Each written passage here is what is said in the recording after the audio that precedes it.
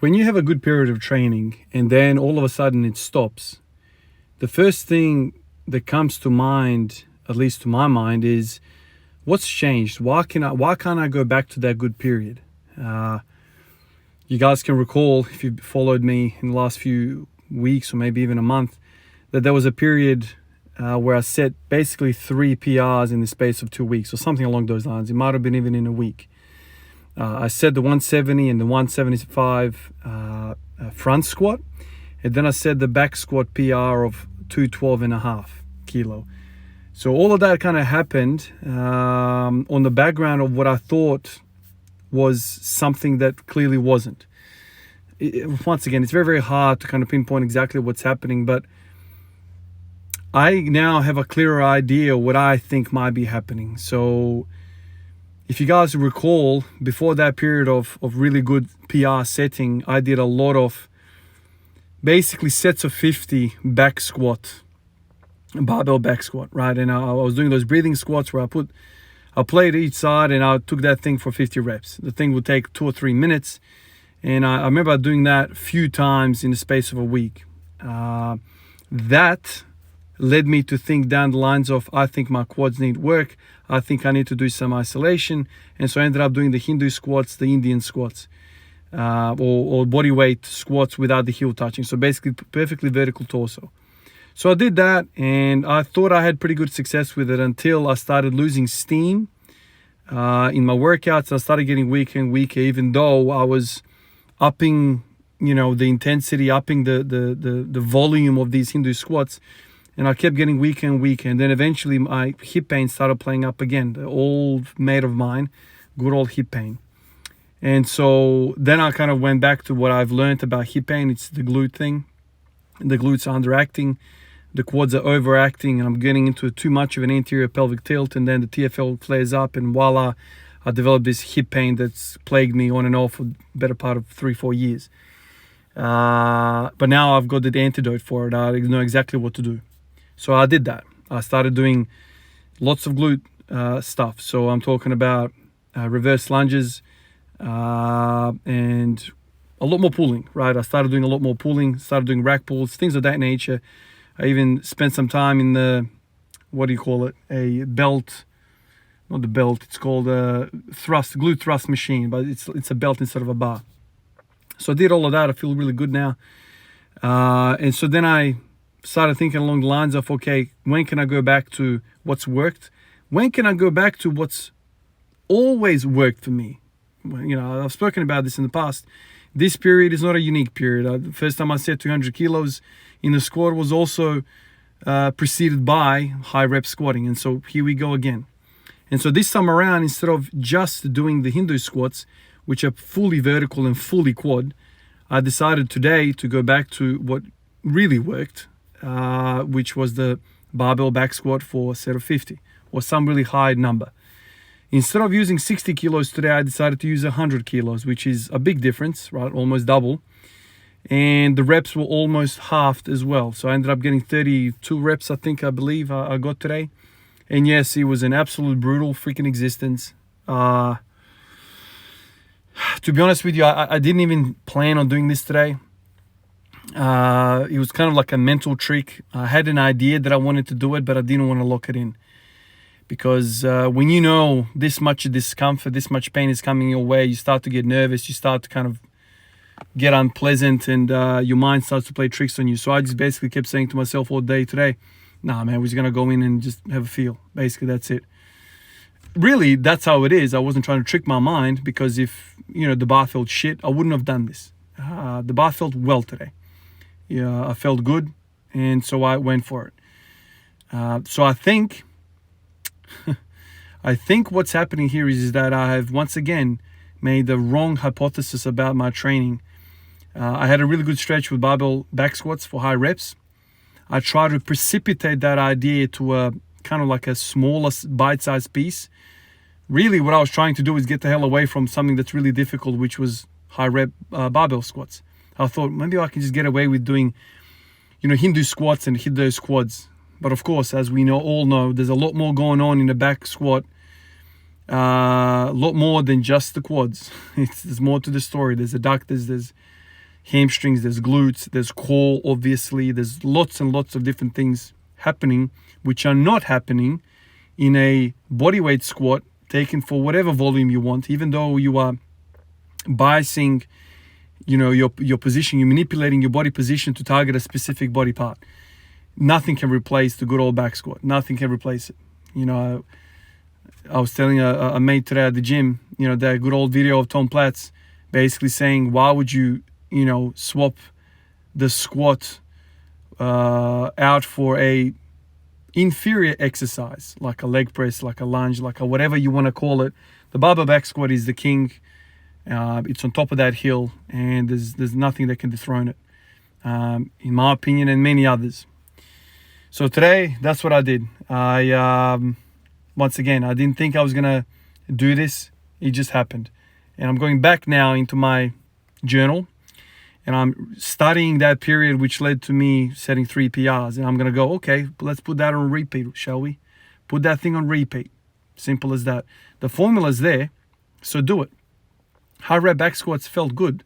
It's only when I got rid of them and started doing the Hindu squats that I started getting upset. Let's not do that anymore, right? So the Hindu squats were great, and I might go back to them as well, but I'm not going to solely rely on them to push my squats forward, because clearly that wasn't enough. As the back squat sets of 50, as those effects started to, let's say, deteriorate or plateau out, those effects, what's the word that I'm looking for? As those effects started to fizzle out, I don't know what you call it. There's a word I'm looking for. I can't think of it. As those effects started to kind of disappear, my squatting ability started to disappear with it. And even though I was, smashing the living hell out of those bodyweight squats, they were not doing the same type of stimulus like the barbell back squats. So that's where I'm at right now. I want to have that period again. For some reason, my body doesn't respond all that too well to lots of volume with 5s and 10s or front squats or bodyweight squats. What my body really, really freaking likes is back squatting for lots and lots of reps. You guys also would have seen by now that I've failed a 260 deadlift today. Again, I can't remember the last time I hit 260, but I'm betting it's probably something like 3 months since I last hit 260. At least 2 months. That's a long freaking time. I was talking to a friend at the gym today, and I said to him, it just occurred to me, I haven't hit 260 since COVID. Since I had COVID, I haven't hit 260. And we were kind of talking about it, and he had COVID as well. And I said to him, man, like my back was aching like crazy during COVID. Like it was killing me. Like, yes, knees and hips were sore as well, but my lower back, just my back in general, I felt like I was a 100-year-old man. It was just like that. I couldn't walk, I couldn't bend, I couldn't do anything. What are those effects? I have no idea. Let's just say that it's my programming, and that's the thing that we can control. Something's changing my programming. Then I also said to the same fella at the gym, what led me to get 265 was, some of you guys might remember this, I was doing 180 kilos, I was doing 160, 170, 180, and I got to 190 for sets of 5 in the back squat. That was a crazy, crazy good period of training. And then I stopped that, kind of hit a wall there. And the sort of succeeding period of that was a whole bunch of deadlift PRs. So I hit a 265. I was doing 260 all the time. So it seems to me the back squat is what I need to do, and I need to do a lot of it. Lots and lots of back squatting. This is where my brain starts to ache. This is where everything kind of doesn't really make sense, because when I do front squats, my deadlifts do feel better in terms of the upper back. I just can't get it unstapled from the floor. Back squats make me strong in the lower back. Back squats make me strong off the floor. It's craziness, man. Sometimes I just want to stick my head through a brick wall and be like, man, come on, man. Why does it have to be like this? Why can't you just have a freaking good period and have that period run for 6 months? Nah, you can't be like that, man. I'm partially to blame for that, because my inquisitive brain, I'm probably the reason for all of this, because when I get on a good period, I'm like, okay, what's really, really, really happening here? I remember when I was doing the back squats, I was doing marching as well, and I was trying to dissect the act of marching. What is going on in marching that's making me feel really good with squatting? What is it? Is it the hip flexors? Is it the glutes? Is it the glute medius? What else did I think at the time? Was it the abs? I did all of these things. I was kind of like trialing, isolating the hip flexors, isolating the hamstrings. That was another thing. Isolating the glutes with step ups this way, that way. I even did pistol squats for a period. That was all around that time. I was trying to do it, and nothing could emulate the same effect that I had with these damn marching sets that I was doing. So I would basically do a back squat, then marching and back squat, marching, back squat. I was just basically supersetting marching and back squatting. Somehow that combination kept my hip pain at bay. It made me feel really strong, really poppy, all of that. But so this is the thing I'm trying to say. It's like you find something that works, right? And it's great. You're traveling along nicely, but my brain wonders, okay, let's dissect this. I want to find the strand of muscle which is responsible for this. And sometimes it's not easy to do that, right? There could be several different reasons in an exercise that you are having success with it. But that's just my brain, man. That's my brain. Something else I'm going to tell you today that I did, you guys are going to be like, you are absolutely insane. And I probably am. So I woke up with this idea of I need to improve my ankle mobility. I need to improve, my stability. More and more I'm feeling my ankles collapse. I'm losing tension in my feet. I'm losing strength in my feet, in my ankles. So then I woke up and I started kind of exploring that idea. Watched some old videos of myself doing a whole bunch of calf raises within this Squat Everyday program. Listen to those videos, listen to my ideas.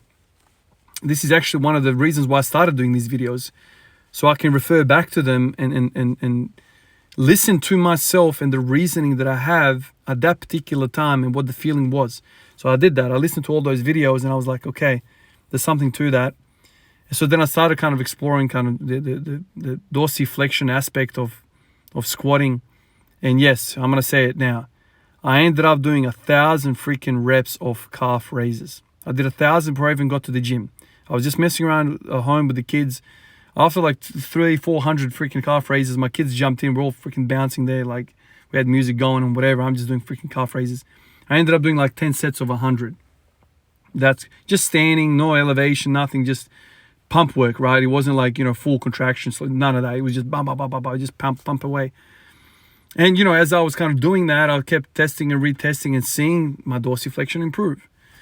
And I felt better and better about the act of squatting. So then I go on Google, I start researching,